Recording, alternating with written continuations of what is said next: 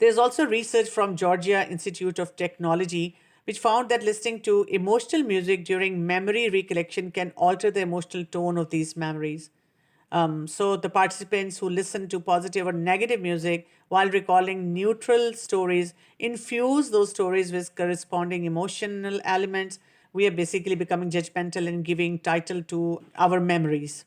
And then there is more studies about the potential dangers of the hearing loss.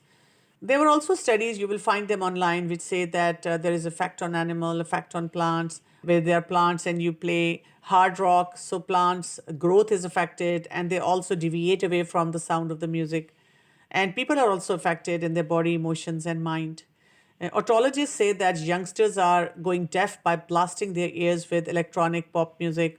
This fact came way back, but it's still an important fact. There was a movie, very famous movie, Exorcist, and there was a high frequency background music was added to it, and all who watched the movie they ended up having stomach upsets. And later, when this music was removed, they found that the effect also disappeared. Psychologists have reason to believe that musicians' brain behave differently from those of non-musicians, and many musicians have been found to suffer from various forms of depression, ranging from manic to clinical depression. In US, there was a time when two children they committed suicide, and they were listening to this one music, which was "Do It, Let's Beat It," and parents actually went to the court against this music, and teenagers listening to an estimated 10,500 hours of rock music during the years between 7th to 12th grade alone. And the National Education Association estimated that many of the 5,000 teenage suicide each year are linked to the depression fueled by the dark music and lyrics that we listen to.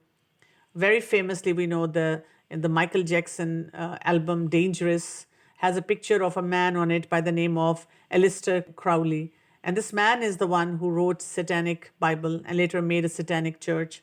And he also wrote a book by the name of Magic, in which he writes, "Learn the art of backward record."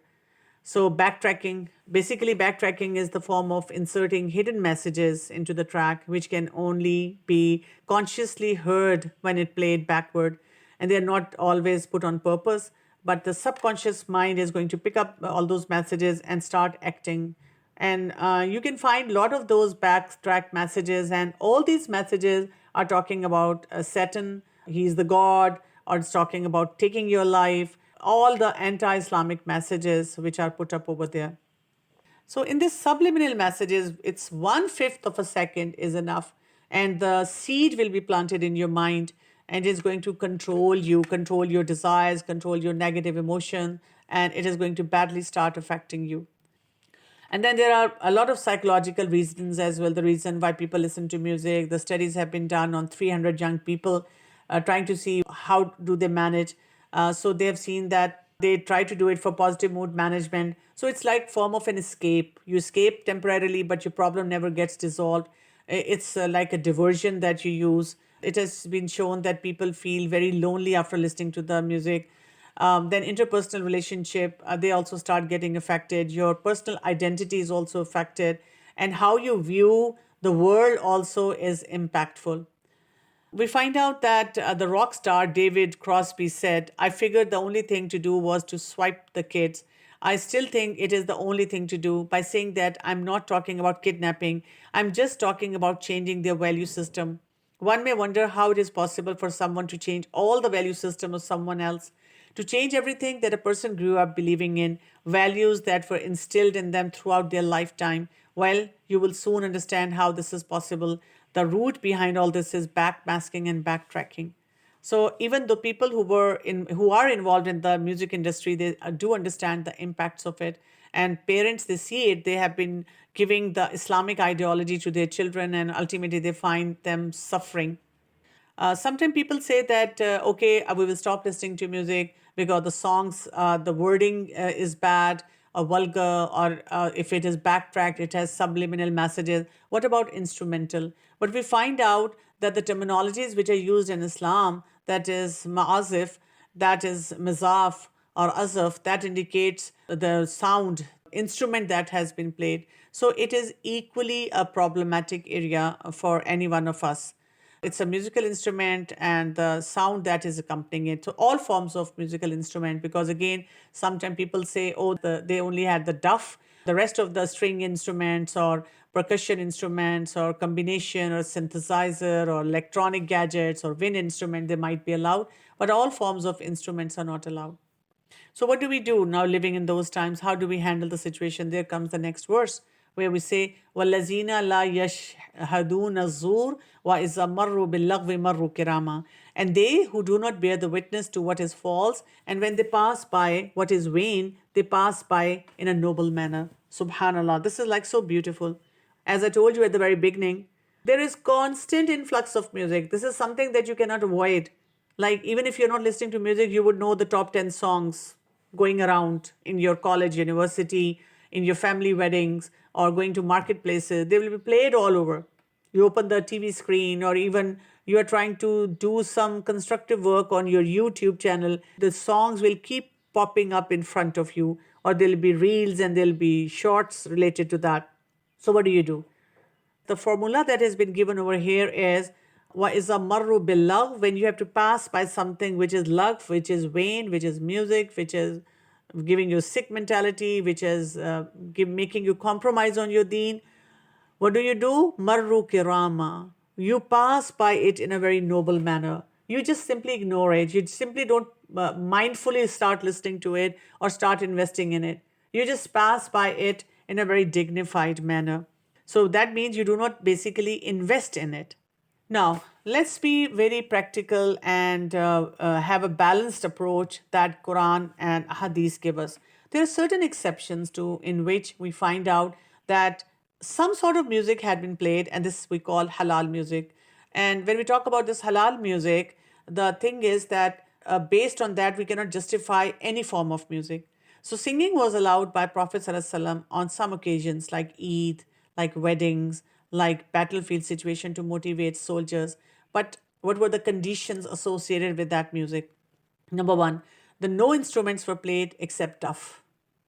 Then lyrics would be very innocent, like Talal Badru Alaina. It's not going to be about a love affair, like the vulgar terminology or even the dark kind of lyrics.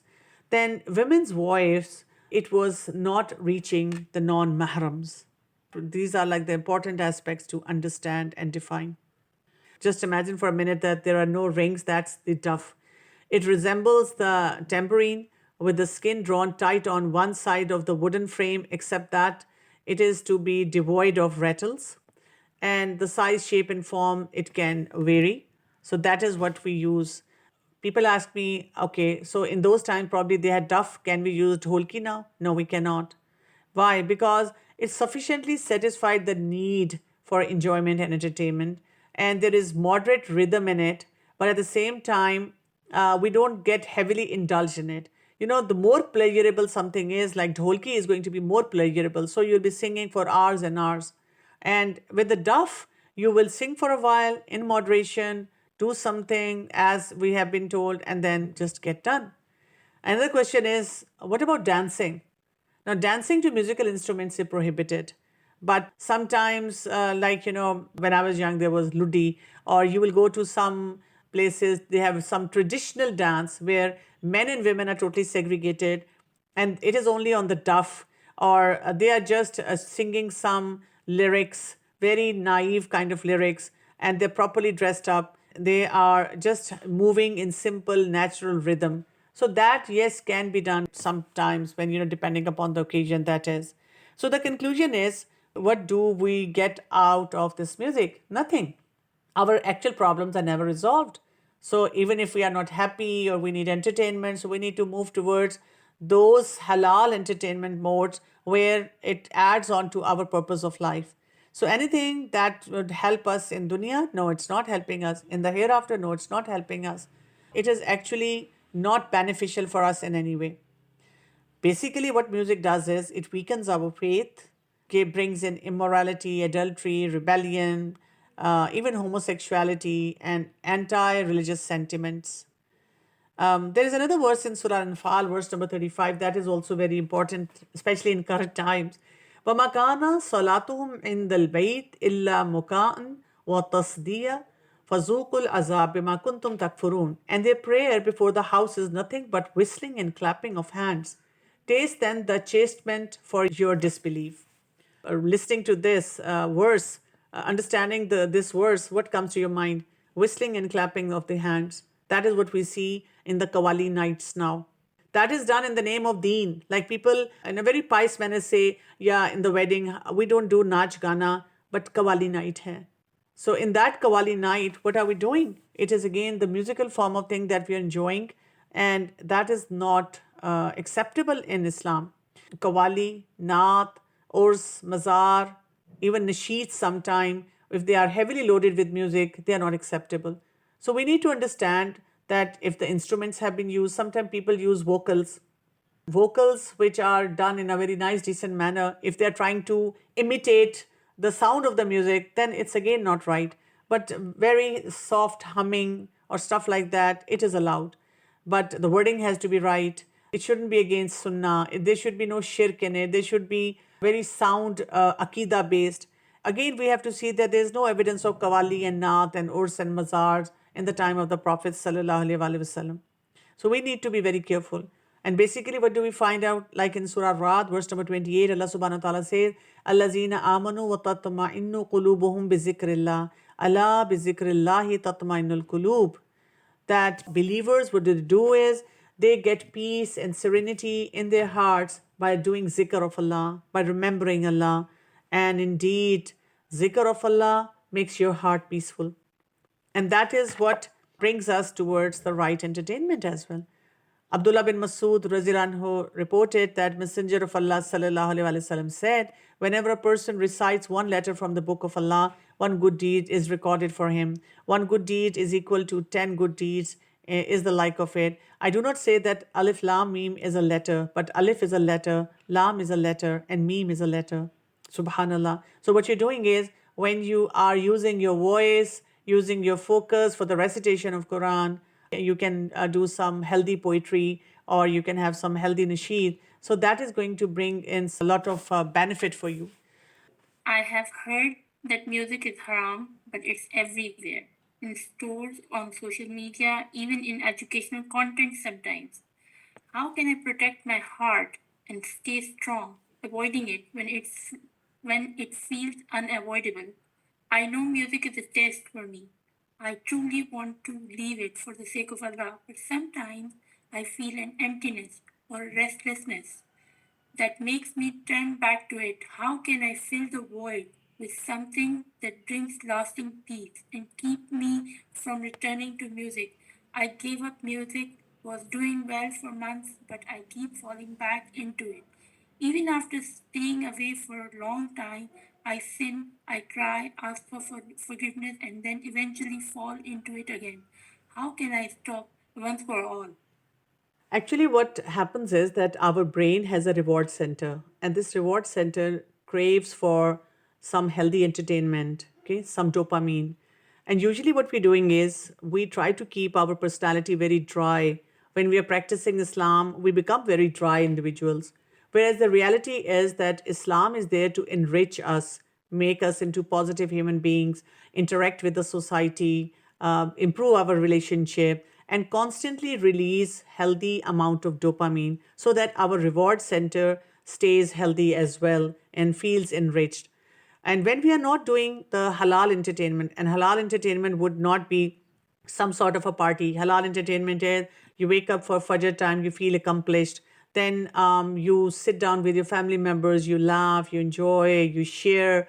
Then you also spend time with them. Then you reach out to the community and you try to bring in all the positive elements. So since we are not doing what we should be doing, that is why we are feeling so sort of dried up, and that is when we move towards this kind of entertainment. So basically what you need to have, enjoy the company or enjoy deen, and also understand, like when we find out about the Prophet sallallahu alaihi wasallam, he was the most smiling person. So we never even smile. We never even crack healthy halal jokes. And we just stay so shallow. And that brings in the dry elements. And that is when we move towards the unhealthy sources of entertainment. Also, you need to keep watch on your company, what kind of friends you're hanging out with. If they are listening to music continuously and you're trying to refrain yourself, that would become ultimately very difficult for you to manage. Some people use the hadith about Abu Musa al-Ash'ari voice being described as mizmar, flute-like, to argue the music is permissible. How can I explain them that this hadith doesn't justify music?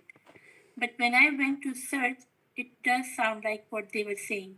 I want to help my loved one understand this hadith correctly, but I don't remember other hadith or Quran verses at that moment.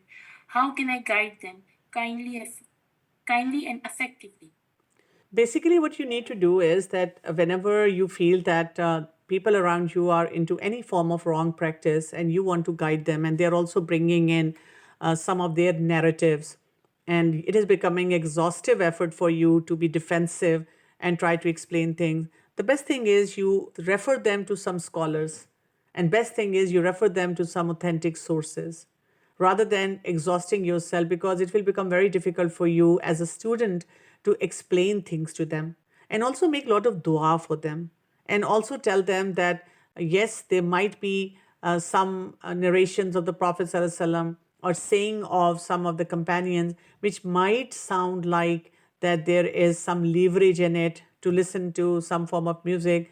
But when you'll go into the depth of it, you will look into the Shara, you will listen to the authentic scholars, you would understand how the chains have carried on the presentation of what the saying means or what the narration is talking about. So that is what you have to focus on rather than getting indulged, because you will give them one evidence and they will bring in another for their dalil, and you will get simply caught up emotionally into it. So, first of all, save yourself from all these fitnas. Try not to get into this kind of discussion. Try to reach out to people when their guards are low. And one important advice that I give to everyone is, look, you want to give up music, look, you want to stay away from so many things which are sinful. Become a Quran student, study Quran cover to cover. Don't be a patchy student. Don't be having a pick and choose policy. You have attended just some lectures, you became so motivated, you gave up on everything. That's good for you that you did that, subhanallah. But now you have to move on. Now you have to learn more of Quran. Now you have to have an in-depth understanding. Unless you have sound foundation aqidah, unless you have sound iman, your faith system, all these things are very difficult to practice. Subhanakallahumma wa bihamdika ashhadu la ilaha illa anta astaghfiruka wa atubu ilaik. Assalamu alaikum wa rahmatullahi wa barakatuh.